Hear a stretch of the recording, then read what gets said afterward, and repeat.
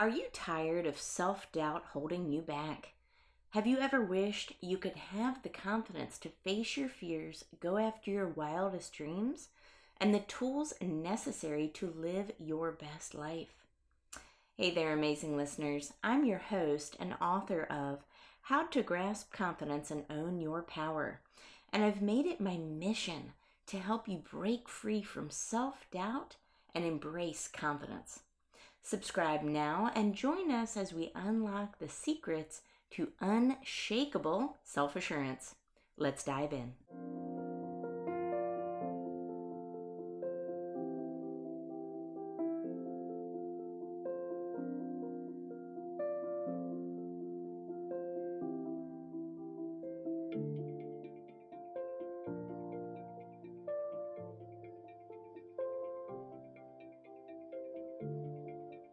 Hello, everyone. Welcome to the show today. We are in for a very special treat.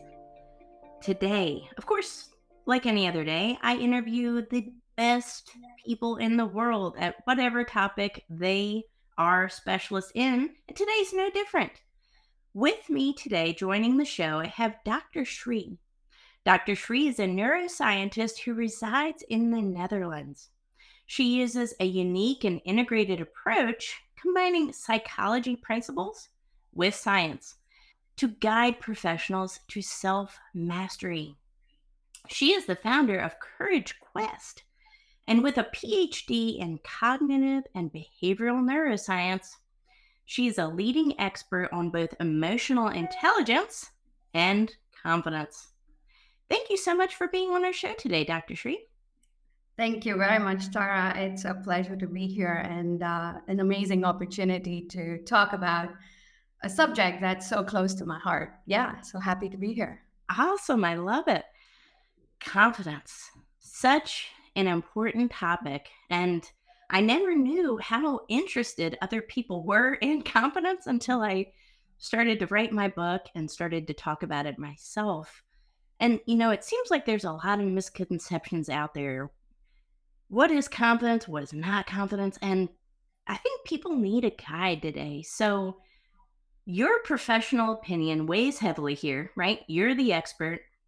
What is confidence? If you had to define it, how would you define it, Sri? That's a great question. That's a great starting point, too. For a very long time, I really couldn't define what confidence was. I thought it was something that, it just comes and goes, and you need to have them if you want to have a good quality of life. Up until I started doing my PhD and being on this coaching sector or the coaching field, I began to realize what confidence actually meant.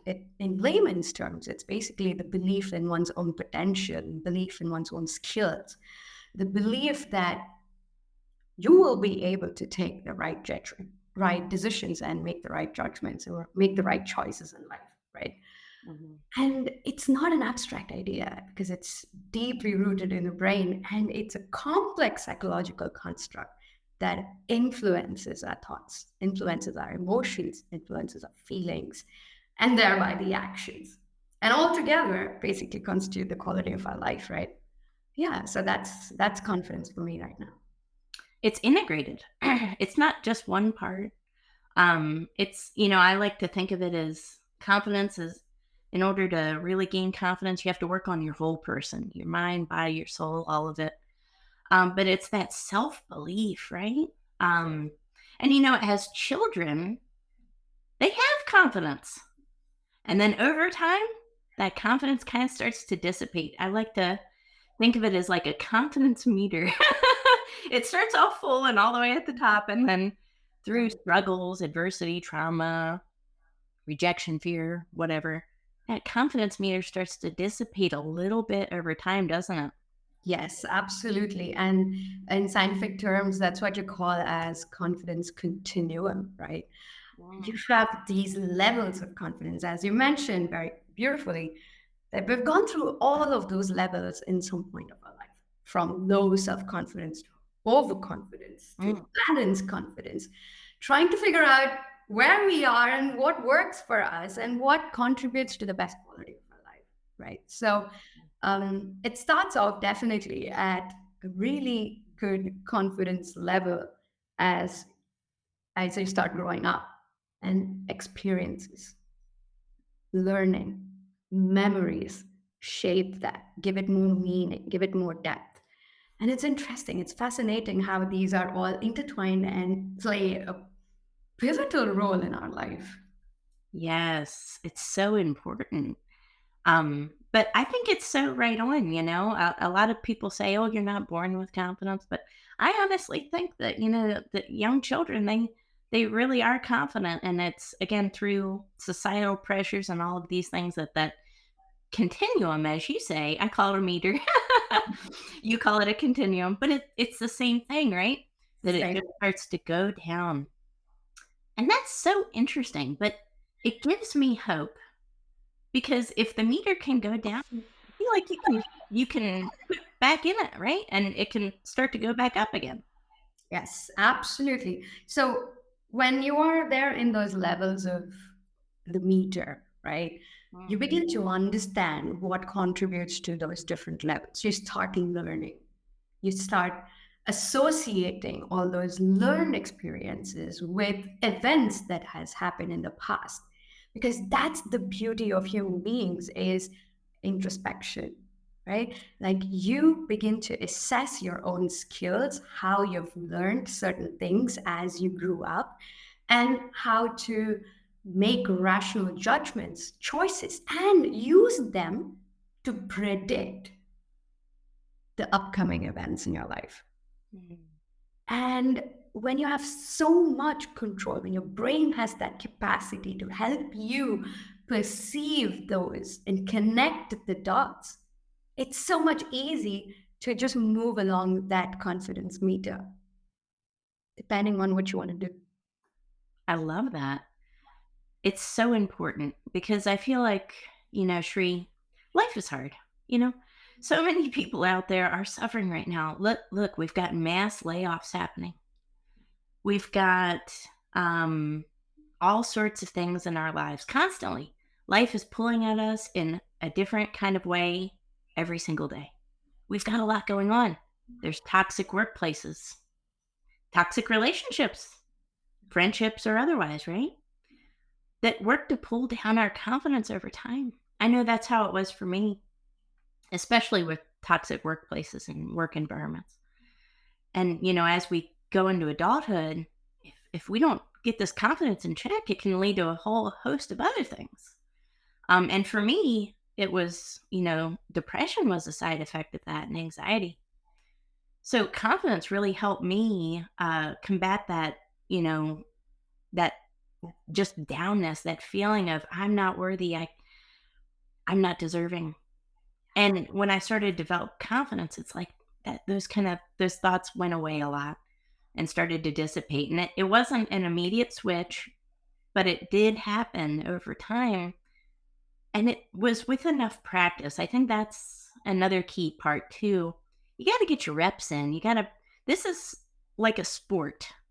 It's something that requires mental fortitude and constant practice and determination, don't you think? Yes, absolutely. Because confidence is not something that's you think and you get. No, Mhm. you don't wait for confidence to come. You can develop it at any point in life, right? And when it comes to confidence, and as I mentioned before, it's a future. I mean, it's a complex psychological construct that is deeply interconnected within different brain regions. Mhm. And I can keep talking hours about it, but I want to, for the sake of this session and for sake of the topic, I want to name two main brain regions that are involved in helping you build that confidence. One is the prefrontal cortex, which is the executive hub of your brain, right? It's, yes, it's in the frontal forebrain area. It helps you to make decisions, moral reasoning, judgments, prediction, Mhm. weighs out, helps you weigh out pros and cons of any situation. But it's also the reason for self belief. the region for self-belief. Who knew? Who knew? Who knew there was a region for self-belief? That is fascinating. Which is which makes perfectly sense for me, because when you have the region that helps you weigh your strengths and your weaknesses, your pros and your cons, that automatically helps you build that self-belief, right? Wow. So this is one big brain region that's involved.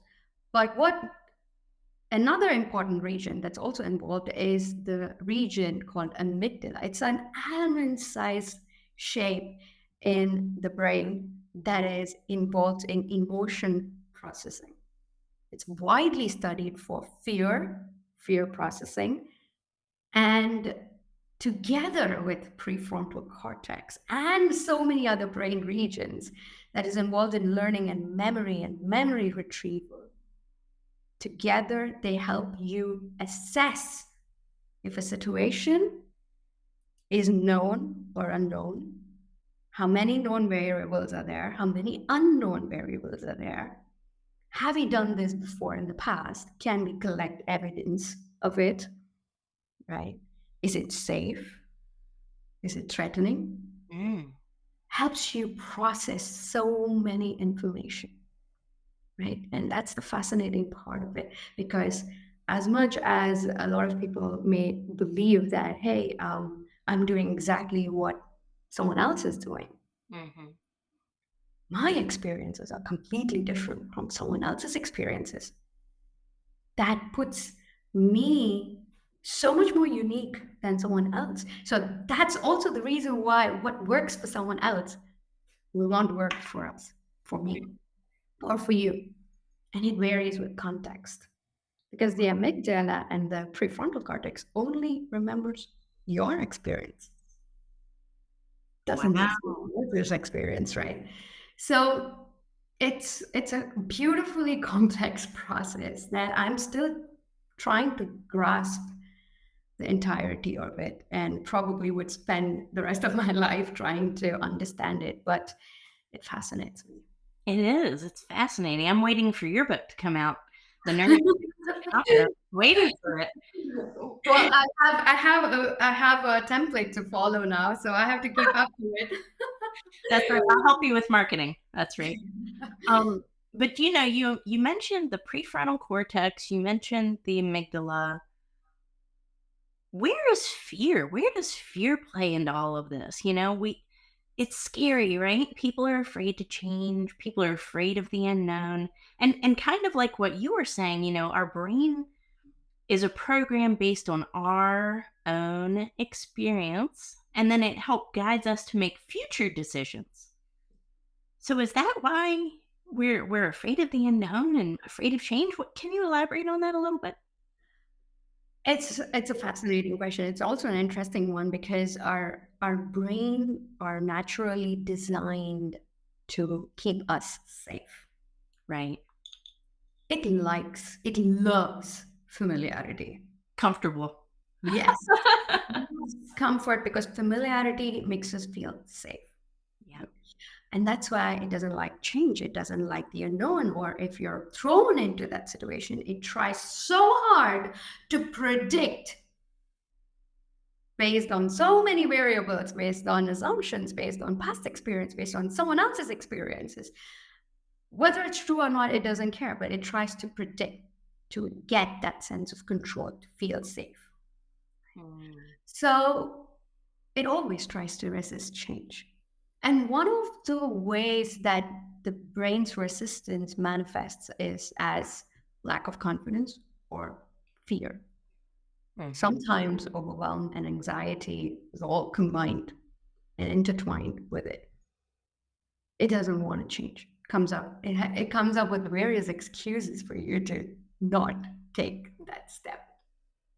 Right? All the what ifs. Mhm. Right? Oh, what if this doesn't work? What if you fail? What if someone tells something? All of the negatives. Yeah. Right? So this is when there are too many unknown variables in a given situation, your amygdala first starts assessing the situation. Okay, is it safe? Is it It's not safe. Should I protect? And when there are too many unknown variables, it starts activating all the neurons within it. So it gets really activated, and it's widely known to induce fear-based emotions. Why? Because it takes all the memories of the past and tries to protect you because there are so many unknown. It just cannot predict. And what this happens is when you have an overactivated amygdala, your stress response increases, right? Your body goes into the alert mode. The fight, flight, fright response gets activated. And at the same time, because of this stress stimulus, your blood flow to the prefrontal cortex gets messed up. Mm-hmm. One of the two things happens. This is still under study. One of the two things happen. One is because of this messed up blood flow, your prefrontal cortex functioning shuts down, right? And you're not able to reason the situation or assess the situation rationally. So in this case, your fear response is heightened and you're nervous, you're overwhelmed, you're anxious, and you just cannot make decisions. You just cannot make the step and you retreat. Wow. Ooh, that sounds familiar to a lot of us. Yes, indeed. But in some other situations where the stress response is not that high, sometimes you still have the activation of the prefrontal cortex. And what it can do is make you start over analyzing things. Yes. You start getting into analysis mode, and that leads to procrastination. So, Analysis paralysis is what I call it. Over analyzing. And then brain fog goes into that too. Disorientation, even. You're like, what am I doing?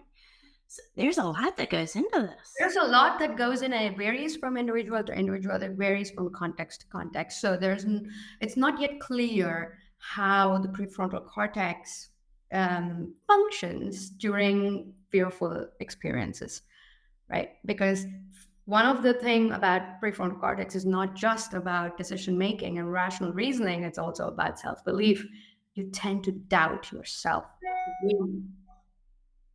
and you tend to undermine your own potential because your emotions are so much heightened Mhm. that you just cannot see your own potential. You can't see the forest through the trees, can you? However, the beauty of it is to acknowledge that these processes are absolutely normal. They are normal functions of brain. It actually means that your brain is functioning in a normal way. One of the reasons. It could be several other diagnoses too. And when you acknowledge them, you can start taking steps to overcome them. Mm. Yes, you have to acknowledge that first, though. And I'm a big believer in you can't manage what you can't measure. So you have to acknowledge that it's there in order for you to manage it and to ultimately change the behavior, right? Yeah. So fear response is absolutely normal when you are confronting the unknown, when you're treading unknown waters, when you're challenging yourself, doing something totally new that you've never done before. Yeah. Wow. I'm thinking of my poor amygdala right now. It probably goes off 24 hours a day because I'm constantly doing something that I'm afraid of. The thing about amygdala is it does process emotions, and one of the most studied emotion is fear, but it is also involved in giving you the positive emotions, right? So, yeah, it's just fascinating. Just such an almond-shaped brain region can do so much. Yes. I'm thinking about the first time I stepped on stage. Oh Wow. man, My amygdala must have been really firing. mine is probably firing right now. Yep. I know I dragged you on here. Um, but I think this is just so fascinating. Again, it happens in the brain, but then it comes out through our actions. And then ultimately our results, right? Are we facing our fears? And, the fascinating thing is, all of these fight or flight responses, they're great. They helped us evolve as a species, right? So when a saber-toothed tiger came, guess what? That fight or flight kicked in, and we were able to our instincts kicked in, right? And we were able to hopefully defend ourselves. But now we have things like anxiety from work, financial instability, concerns, going 100 places at once, right? We have a lot going on in our lives. And now we have anxiety. There's no saber-tooth tiger, thank gosh. But now we have other things that are making those fear responses kick in.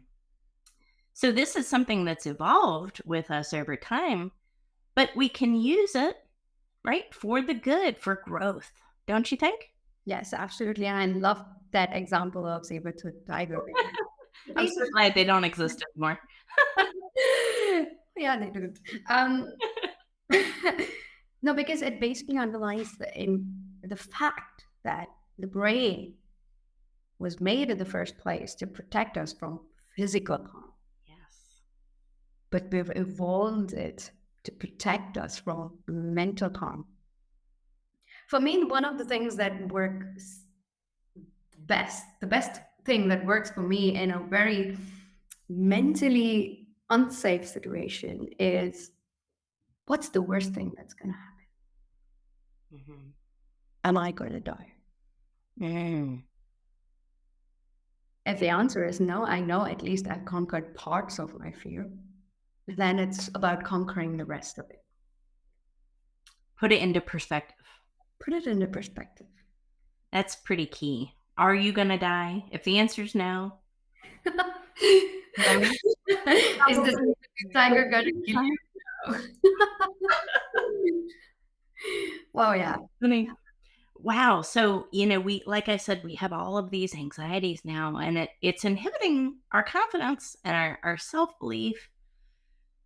And it's preventing us from doing things that are outside of our comfort zone that we're afraid of, but that can cause growth. So now that we know the problems, what are some strategies that we can overcome this fear and actually cultivate confidence on a scientific level? What are some strategies, Shri? Now that's a great question, because before I move into the strategies, I just want to emphasize that when we are in this anxious state of mind, and when we are continuing to allow ourselves to be in that state of mind, it turns from an acute phase to a chronic phase. And you're chronically stressed, Well, chronically anxious, and it changes the structure of your brain. And this has been proven through imaging studies. And it's way harder to come back from that point if we can rather realize it at an early on stage and take interventions to get to that point. So some of the interventions or some of the strategies that I go with is, the first and the foremost is self-awareness, introspection. Because confidence is all about the belief that you're capable of doing something. mhm. Believe that you have the skill and the potential. So, what is the better way than to understand that through introspection and self-awareness? So, here's the thing: there was a study that was conducted in 2007 on 256 people, and people were distributed into two groups. One who were aware of their skills and abilities and their strengths, and who could analyze them and extrapolate them to any situation. And the other group who weren't so sure about their skills and abilities. They had a lot of things that they were not aware of. And when they did some quantitative studies on these two groups, they found out that the people with greater awareness of their own self and abilities had higher self-confidence. Yeah. Which makes perfect sense, because you have more belief in your abilities. You know that you can do this. So self-awareness gives us the clarity. of yourself and where you want to go with yourself, the goal, right? Now, that's the first one. The second one is self compassion. Self compassion, it's basically the ability to be kind, to forgive oneself, and to understand oneself in times of adversity. This self compassion builds resilience, Mm. right? Wow. It gives way to gratitude, which is your G in your book, Yeah. right? And research that's been done using imaging studies were done on people who engaged in self-compassion practices, mindfulness, and people with greater self-compassion had higher activity in brain areas that were associated with positive emotions. So technically, they felt good all the time. And this feeling of being good in alongside self-awareness just built their confidence, fueled their confidence so much more. And so self-awareness and self-compassion gives Mhm. clarity, right? And it fuels the self-belief, which gives us the courage to take action, to face everything and rise, which is my acronym for fear, which I take. So then it all comes down to challenging yourself and growing by taking actionable steps. Wow. So many gold nuggets there. My favorite part, if I could pick one, would be, before we started talking about those three steps there, you talked about, chronic stress and its impact on the brain and how it can actually change the physiology of your brain, right? But then you said, the gratitude actually can rewire the brain too. So you can heal your brain, you can rewire it, you can form new beliefs, you can build confidence through that gratitude, right? And then also having that self-compassion is so important. That to not expect perfection. I think that's really important, especially for a lot of high achievers like us. I'll be the first to say it. I second that. Yep, we second. I've suffered from perfectionism. I've been that classic overachiever, right? That also at the same time never felt like they were doing enough. But, kind of the older you get, you realize that have some self-compassion, have some empathy on yourself. And that that's a good first step really, to improving your self-confidence and the level of self-belief you have. And for me, that's exactly right on. It was and that's why the gratitude is my step there. In order for me to start, having different thought patterns, and limit negative self-talk, limiting beliefs, imposter syndrome, of those things, it was through self-compassion and through gratitude. And that really does change the, wiring of your brain. And again, it helps form those new beliefs. And if you can do that, you can really start to gain confidence. So important. Yeah, no, I keep telling to myself and to everyone around me, nobody can love you more than you. Ah, yes.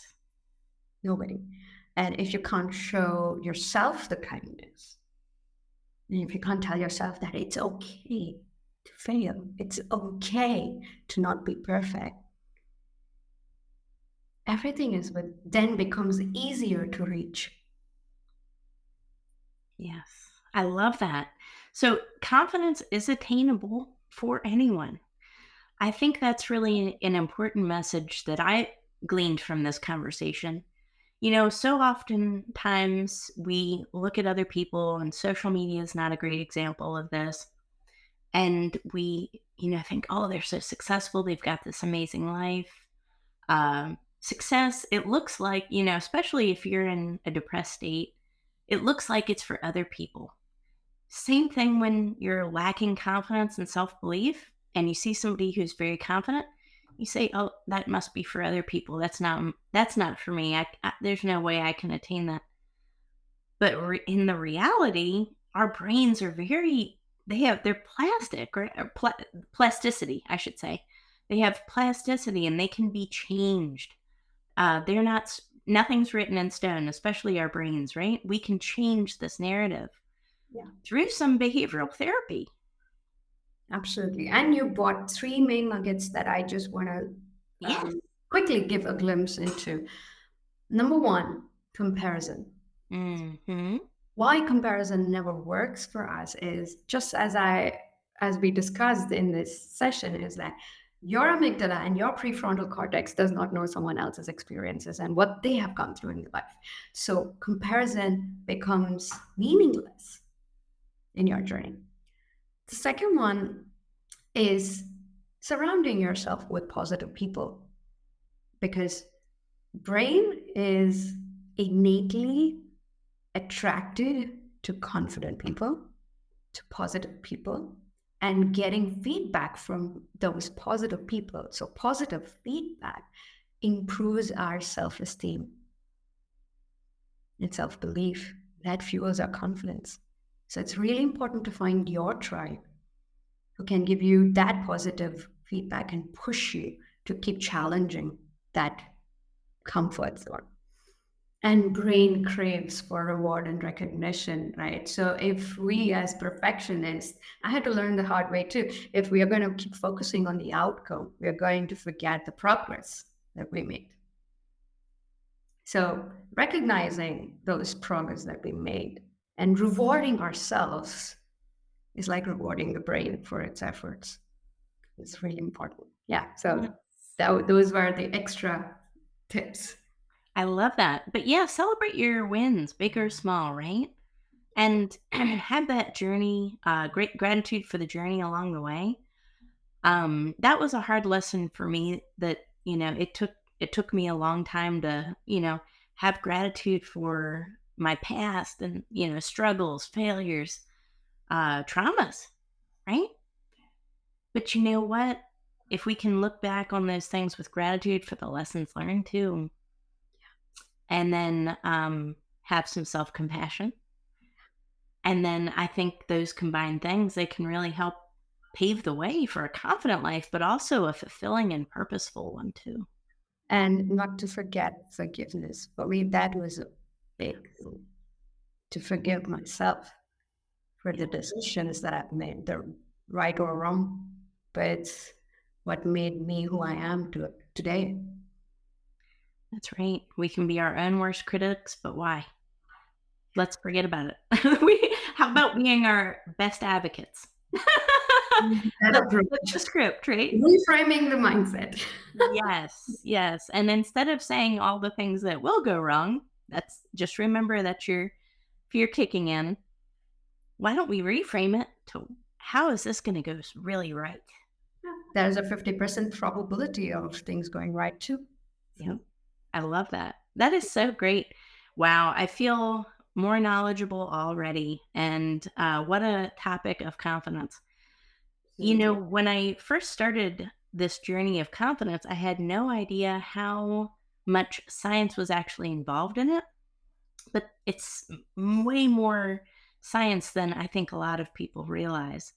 There's your actual brain, there's your past, there's psychology, there's childhood things that we need to think about, there's things in our present. But at the end of the day, let's all have some self-compassion.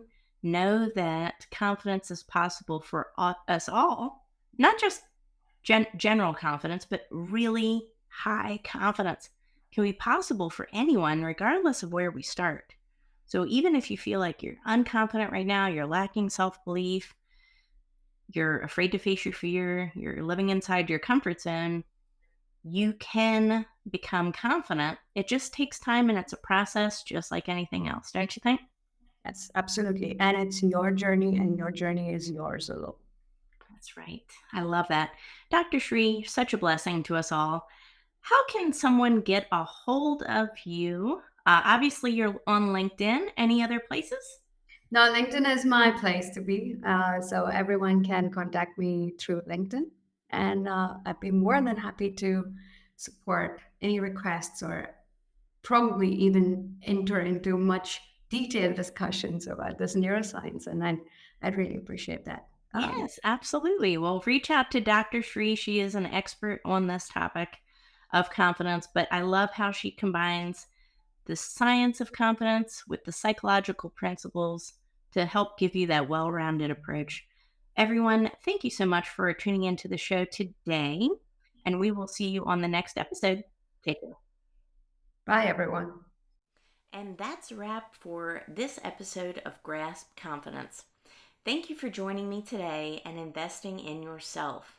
Remember, building confidence is an ongoing journey, and each step you take brings you closer to the empowered, fearless version of yourself that you were born to be.